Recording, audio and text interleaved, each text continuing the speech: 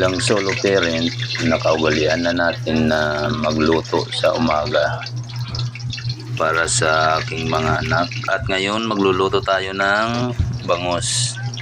Joke lang. Kita nyo naman, hotdog yung niluluto ko, diba? Tingnan natin yung kanin kung pwede pa. At ating isasangag maya-maya. Alright.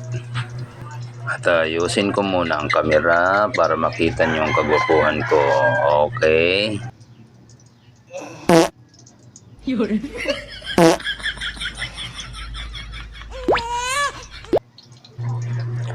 Malapit nang maluto ang piniprito kong bangus, guys.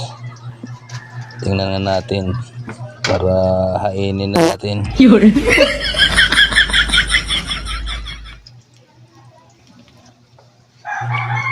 Luto na ang pritong bangus, guys.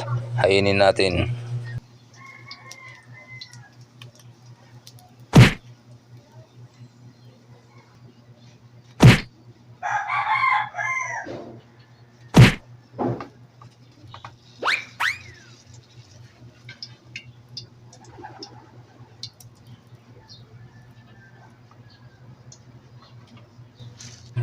Isunod nating prituhin ng tilapia. Joke lang. Kita nyo naman, itlog yan eh. Itlog ng dinosaur.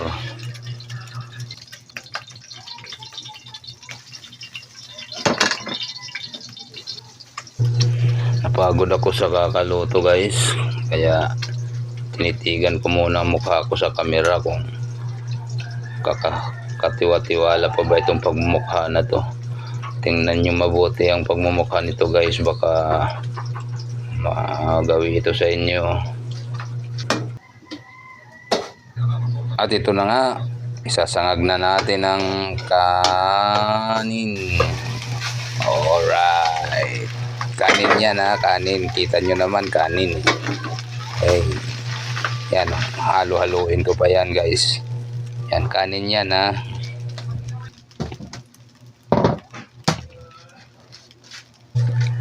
At dahil tulog pa naman sila, titikman ko muna tong niluto ko kung makuha ko ba yung lasa.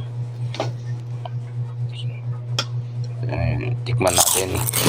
Parang may kulang sa lasa. Parang hindi ko makuha ang lasa. Tikman nga ulit.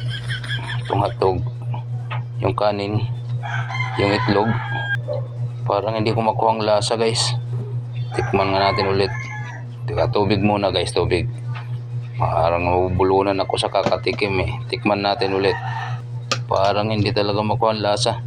Yung itlog, yung kanin ulit, yung itlog ulit. Wala talaga, guys, hindi ko makuha ang lasa. Yung kanin ulit, yung hotdog ulit, yung kanin ulit, yung kanin ulit. Wala talaga, hindi ko makuha ang lasa, guys. Hindi ko alam kung masarap ba o ano. Itlog ulit. Yan nga. Kanin ulit. Hindi ko talaga makuha ang lasa, guys. Hotdog. Tikman natin ng hotdog.